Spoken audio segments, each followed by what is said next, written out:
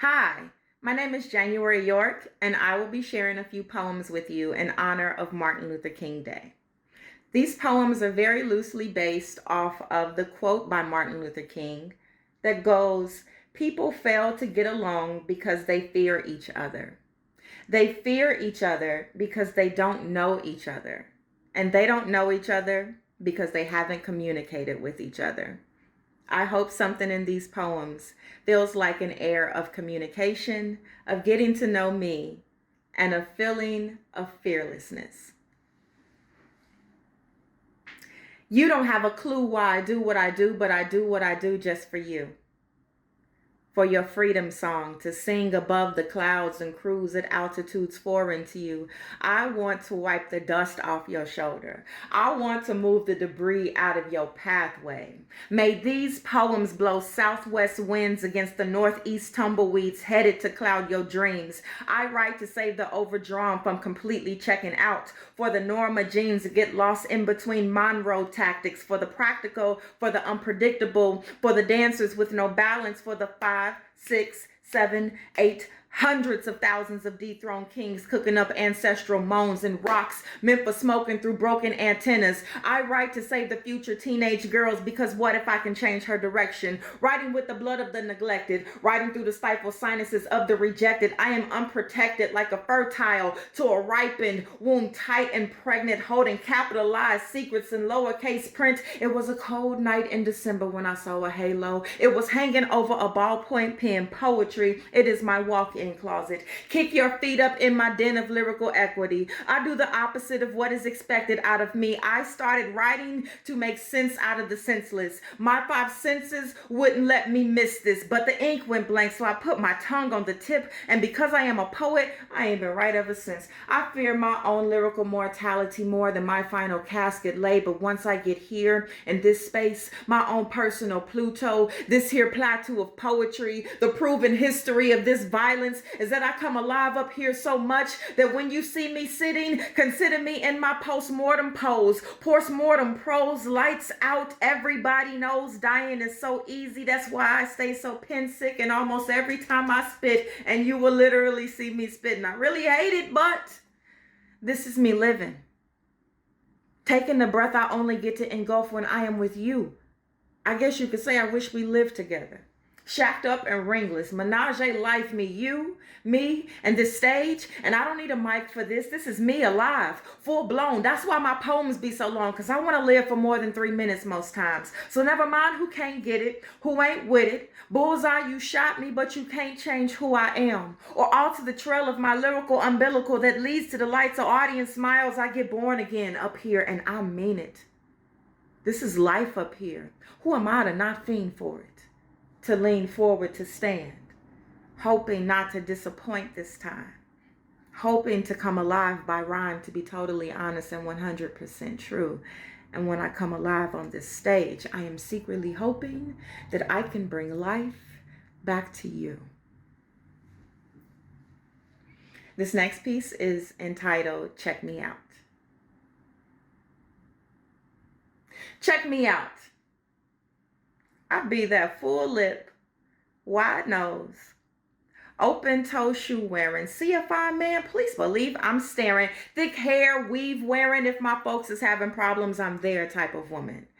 I be that dressed in Friday's best with pearls hanging from my neck, singing song after song until I work up a sweat in your local juke joint type woman. I be the lady who sings the blues type of woman. I am every woman. It is all in me. Check me out. I be that Afro sporting, Jerry curl rocking, pressing comb, finger wave, perm my hair to keep it straight, no lie type of woman. I be that stand by my man like Coretta, Betty, and Merle, no matter if it's early in the morning or late at night. I be a participant in the fight for my equal rights type of woman, that marching on Washington woman. I be the queen of the Nile. See these wide hips? That's why I walk with a smile, and if you listen for a while, you will hear the African drums beating when I walk. English ain't my first language, it's just how I was raised to talk. I be that Angela Davis, fist to the sky, Black Panther by my side, ride or die type of woman. I be that Renaissance woman, able to talk in both street and corporate slang, transcending from cheap shots of cognac to high-priced martinis, whichever matches the conversation I'm using reason to stimulate your brain. I be that no pain, no gain type of woman. I go from Jordans to pumps, from a beat up hoopty to a chromed out Benz. I am a strong type of woman that knows that everybody I meet really ain't my friend. I be that freedom fighting woman. They wanted my kids to be illiterate, but I kept them reading and writing type of woman. I am a Selma marching woman. If you want to be starting something, I'm that woman. I be that God-fearing, choir singing, take your sweater off because I am bringing the heat type of woman. I am a no two just alike, but we are all the same type of woman. That rich,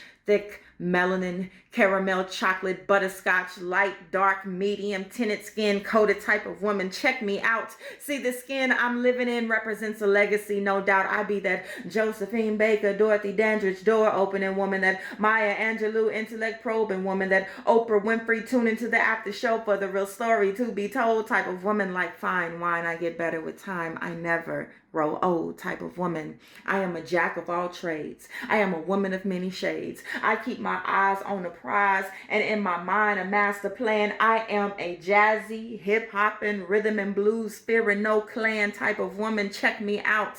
I am an African-American type of woman. This last poem is called Kick of the Lamb. Thank you. My guess is that our babies don't kick any differently in the womb. I mean, they don't require special tools to be delivered or special milk when they are feeding. My guess is mothers of lambs hardly ever know what it is they are holding in their stomachs. Tiny hands peeking through stomach skin can look just like next of kin, even from within. So how is a parent to know when they are holding the special delivery?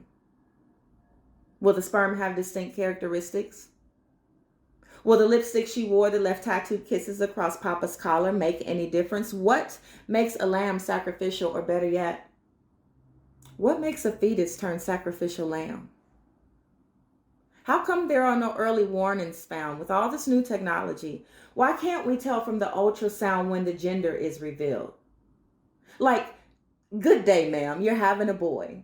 And from what we can tell through this gel and 3D screen is that he'll probably only survive about 21 days after turning 17. It looks like he will be a lamb, a sacrifice, a civil rights violation that might grip the nation in news stories that will hold pictures of his dead body hostage towards the camera as if to say, look at what we can do. So we advise you a bit of bed rest and stamina building because you're gonna need it. And it's Papa too. If he sticks around, it is likely to tear his soul apart that his child could be tilled like an immense sense of danger. So teach the next Emmett not to whistle at strangers, and you might be able to add an extra breath or two to his life. That is, unless after losing a gunfight to his young and tender fists, he is laid on top of, hands gripping his tiny wrist. Sacrificials usually don't make it past this. How do we prepare ourselves for what could become our inevitable? Because Lord knows our babies don't seem to kick any differently in the womb. The music we put on growing bellies does not erase the tune of the subsequent taps that will drown out our heart and crucified memories. They put us on trial and set the real killers free. I need every pregnant Black woman to write on her stomach in permanent ink, emancipate me. We are birthing caged kings and queens that don't know they might not be here long. Our Star Spangled Banner song looks a lot like processionals and RIP shirts, because I tell you, these dimly lit OBGYN rooms do not give us enough fair warning that too soon after the birthing experience, we might be shopping for tombstones, silvery caskets with inscriptions inside. We will leap from school pictures to grave markers. Number 235.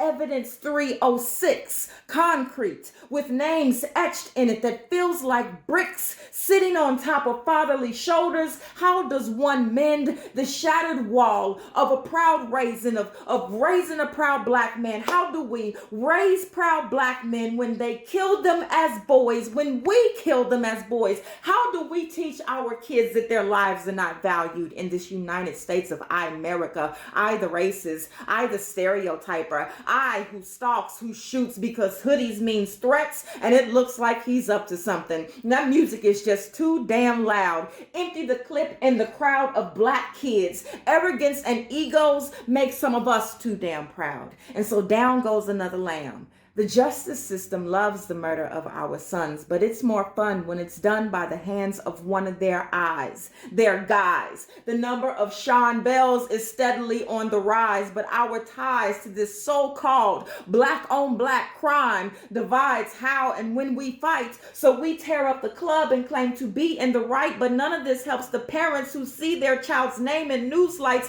sleep well at night. These be like hood drones injected as serum, and our prenatal pill sacrificial lamb kills. This society teaches our kings that they are only kings in the Rodney sense. Billy Club, pull that man's britches down past his mandingo. Trade in the switch for the sodomizing broomstick theory. 50 years of all white juries with no peers. How can they convict when they can't even begin to relate to the black mother's tears, the mothers who intercourse once and was taught what it meant to have love be in the air? Congratulations, ma'am.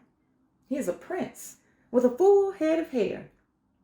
We teach them to embrace the life of a king while consciously forgetting they could be eradicated by the time they turn 15. So, if ever we see them in the driveway with their back blown out next to a shell casing of hatred,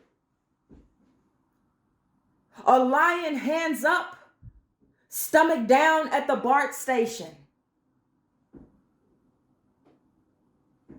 or if a pickup truck drags them until the James within becomes the kill birds feed up on, let their death not be in vain, at least for the mothers who at home in old kitchen scrub a dinner off new plates, lying in wait for her son who this time might not be returning home.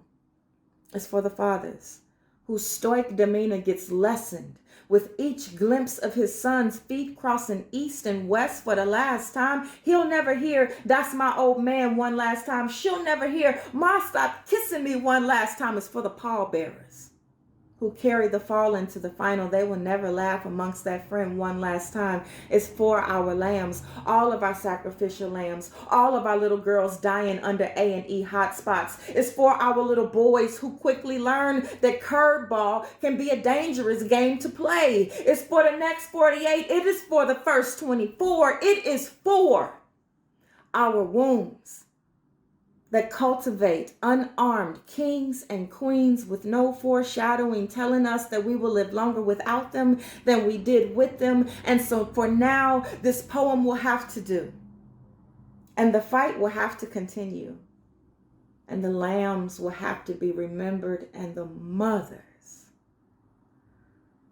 mothers who walk past us with pregnant bellies holding the future inside. Know that if you are bringing forth into this world new black life, baby, our kicks are always different. And they are always up for the American sacrifice. My name is Januarie York, and thank you